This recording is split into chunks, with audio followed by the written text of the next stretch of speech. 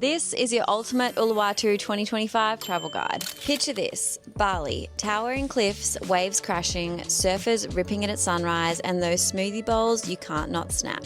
It's the kind of place that pulls you in, and we're stoked to show you why. I'm Abby, and this is my husband Tice, and we've explored every inch of this Bali hotspot to bring you the best of 2025. Think unreal beaches, killer eats, where to stay, and what it will set you back. If you're flying from anywhere else in the world, you will land in Denpasar, Bali.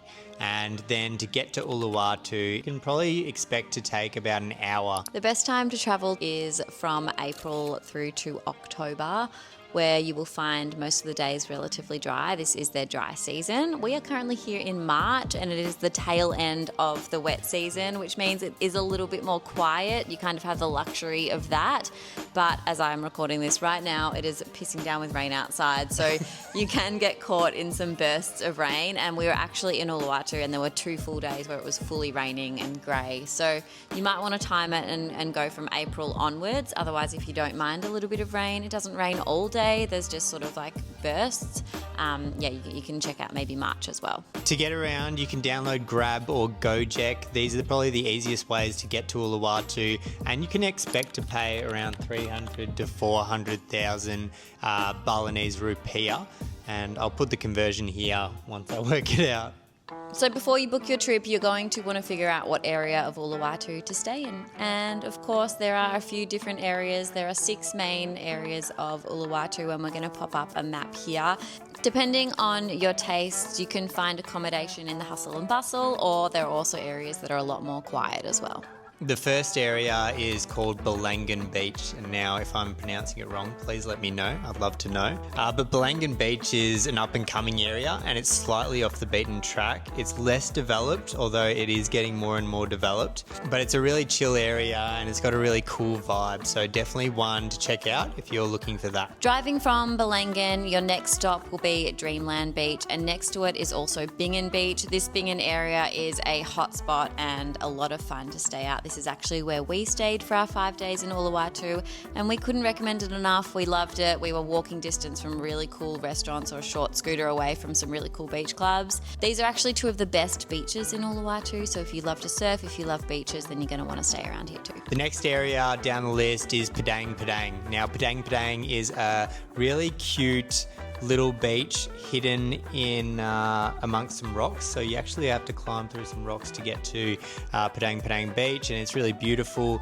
We did find a little bit of rubbish in the water there, and I think that might be because it's on the cove, so just be wary of that. It didn't used to have that when I came a long time ago, so maybe it is a seasonal thing. The area around Padang has a lot of cafes and restaurants. It's pretty central, I would say, to a lot of the things that you would want to see in Uluwatu, so it would be a great place to stay. As we move down the list, we get to Suluban, and Suluban is home to Uluwatu's most famous wave.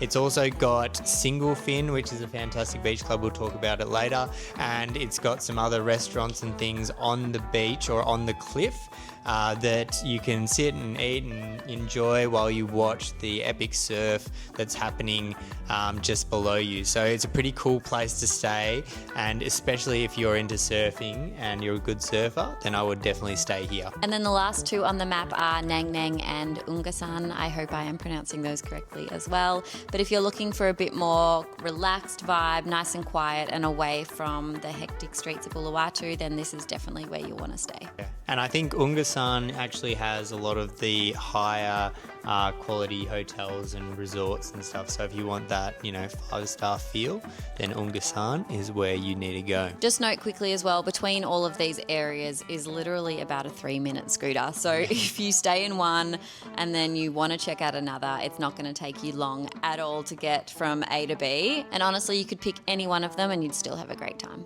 Yeah. While you have the areas fresh in your mind, I thought we would talk about the best beaches, because this is really the reason why you're coming to Uluwatu. If you're coming to Uluwatu, The beaches are incredible. So we've listed down a couple of our favourites so that you can make sure you have them on your list. The first is obviously Padang Padang. We just talked about that. Perfect for beginner surfers, really cute, kind of Instagrammable as you walk down and through the rocks to get to the beach. So definitely one to check out. And there's lots of little food vendors on there so you can get your chicken and your nasi goreng and coconuts all on the beach, which is cool. To enter this place, it costs about 15,000 Balinese rupee, which is about $1 or something else like that. It's $1.50. Super cheap. And then also beware of the monkeys when you park your scooter. We saw people getting their stuff stolen from their scooters because they left some stuff in there. So just beware of that. The next one on the list is Bingin Beach, and this was one of our favourite, or one of my favourites. We went to Kelly's Warung one night and ventured down all the way from the top of the cliff. You have to walk through all of these little streets and alleyways to get there. It was really, really cool and quite confusing. But once you hit the beach, it was beautiful. We watched sunset and had some margaritas over there, and the beach was lovely. There were people surfing and swimming, and it was definitely a vibe. Next you have Dreamland Beach, and Dreamland Beach is got some really great surf. If you're a surfer, I'd probably head down to Dreamland Beach to catch a couple of waves. It's probably not as suited for swimming, so if you're looking for a dip, then I would steer clear, but good to check out. That's for sure. And the last one on our list is Suluban and Uluwatu Cave. Suluban is quite a big stretch of beach, and we actually didn't go down to the beach itself. We went to a place called Single Fin, which is a beach club, and we enjoyed some beautiful margaritas and a lovely view of the sunset from this beach club, and then you could overlook the surfers and overlook the massive stretch of beach as well, and it was really cool. So now, like every video that we release, our favourite part, the food and cafes. We're going to talk you through a heap of them because we went to a lot, didn't we? We went to a lot, and the food is actually incredible. Coffee's really good, and yeah, we've got some good recommendations for you. Starting with breakfast, we recommend Suka Espresso. We had breakfast here, and it was really delicious. Although the meal sizes were a little small, I remember, because I ordered one and it was great, but I feel like I needed two and then I got another one. Both meals absolutely delicious, also very cheap, so it doesn't really matter. But yeah, it was really good. We also tried the Loft on our second morning here, and this was a great place to bring your laptop and work. The meals were also quite on the smaller side, which we found in quite a lot of places in Uluwatu. We didn't order 2 meals each this time though, but yeah, this was a really cool vibe, really wide open space, really cool interior, and the coffee here was really good. Next door to the Loft, you will find a place called Nourish, which we were recommended by a number of people. To be honest, the food here was not that great. The service was amazing. Everyone was super lovely. And on the menu, there seemed like there were some really good dishes, but when the food came, the scrambled eggs were kind of bland, the portion sizes weren't great, and all in all, I just wouldn't recommend adding this to your list when in Uluwatu. But one brekkie spot that we would recommend you check out and that we visited multiple times was Artisan Café. Holy moly. Their sourdough was unbelievable. The decor is so cool and the whole menu is phenomenal. They have a Sunday roast on a Sunday, and their coffee was amazing, and it was pretty affordable too. So one to check out for sure. We recommend the chili chook sandwich and just their scrambled eggs with all their sides. And the yalla habibi. If you get the yalla habibi and then add eggs to that, whew, that was freaking awesome. 12 out of 10. 12 out of 10. Exactly. So moving on to lunch and dinner. We went to a few freaking awesome places. The first one that I wanted to mention was local warungs. So a warung is like just basically a restaurant, usually owned by a family, but then they have some of these warungs just have multiple dishes, and you go up kind of buffet style and they serve you and you just ask what you want. And this one was like that, and it was really, really good food. I think I had tempeh, curried chicken, curried eggs, I had rice, I had beans, all these sorts of things, and the food was fantastic. So yeah, huge portions and very affordable. Another warung that we loved was Kelly's Warung. So this one was down at Bingin Beach, and like I said, you had to kind of climb you all the way down through these alleyways and really cool, hidden spots to get there. But once we got there, from 3 till 5 p.m. there is happy hour, and their margarita jugs are delicious. Oh, very strong. Very strong and delicious. Be careful. And we also had a chicken schnitzel bowl and another chicken teriyaki bowl, so their bowls are definitely one to try out. Yeah. If you're looking for some Greek food, Kala is really, really good. It's a bit more on the high-end sort of restaurant in Uluwatu, but still very affordable. And yeah, the food was incredible. Very, very delicious.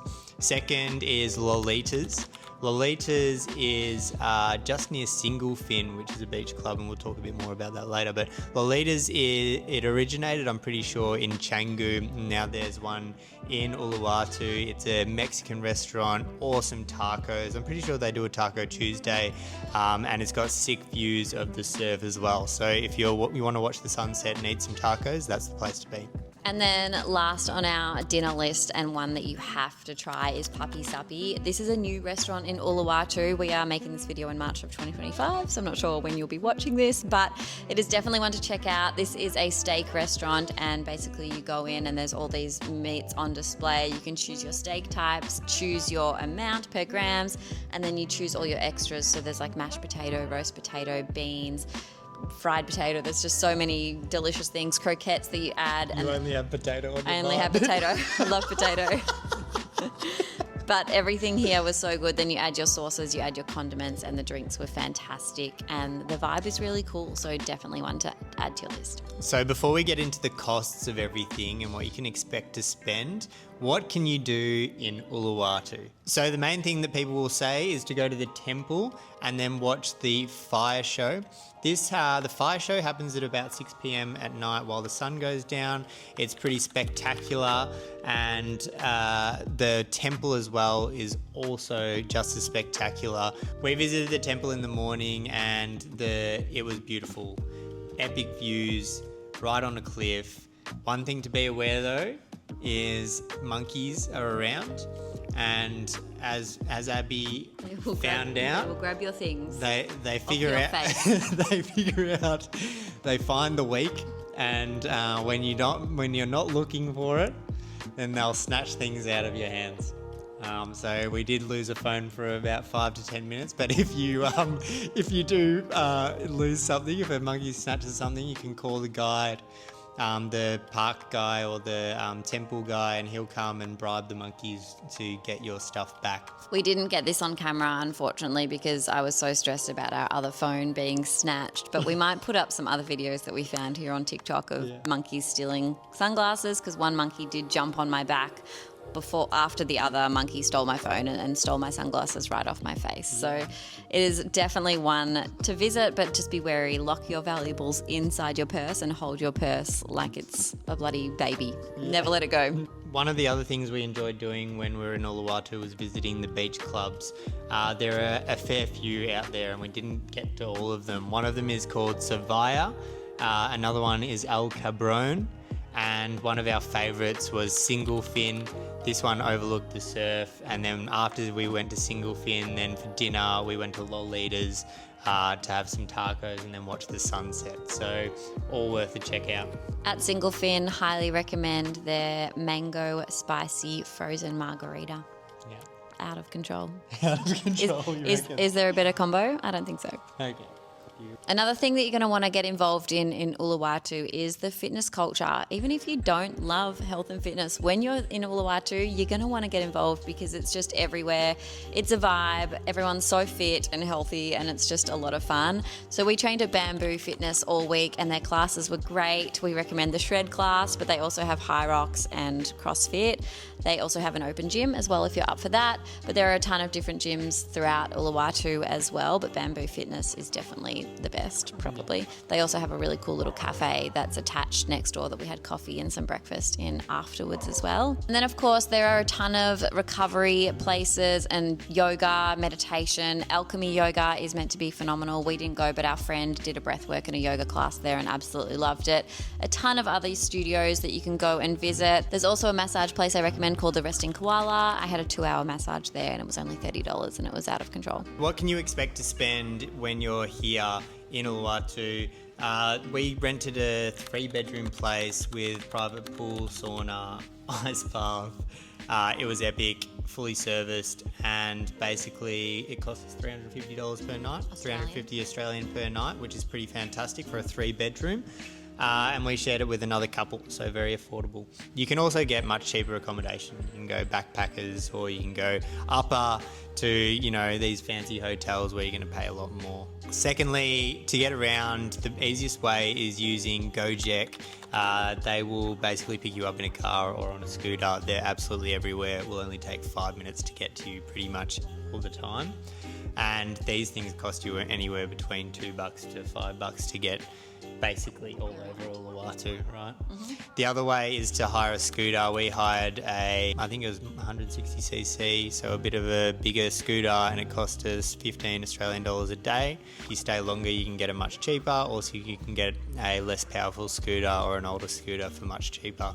For meals, depending on where you go, of course, if you're wanting to spend maybe around $5 to $10 a meal, you can go to all of the local warungs. We went to the local warung one night. It was $10 for that massive meal, which is incredible. And then breakfast, if you just go to a basic bakery or a basic cafe, you can find meals for around $10 each, maybe even less. I think an eggs on toast at most places is $5 Australian, which is awesome. But then, of course, you have the upper range of restaurants and everything. We did go out some nights, and at the Papi Sapi place, we ended up spending $180 total for 2 people, but that was with a bunch of drinks and as well. So it's very reasonably priced. And I was full. And we were very full, which is a good sign for Thais. But yeah, you're looking at maybe around $20 to $50 max a day per person for your meals. And then, of course, you've got your recreational activities like your massages and your gym membership. When we went to Bamboo Fitness, we paid $90 for a full week each. It's a bit more expensive if you go in casually per class. And for my massage, like I said, my 2-hour massage was around $30. But of course, I think you can go for much less and find one for around an hour, which would have been around $5 to $7 per massage. Bargain. Absolute bargain. Some other things to know before we wrap up is that if you want to get from Uluwatu to Canggu afterwards, you can actually get a ferry across, and maybe we recommend that because the traffic is pretty awful, and instead of a 2-hour trip, which it was expected to be with some traffic, it ended up taking us about 3.5 hours, so you can avoid that by taking the boat.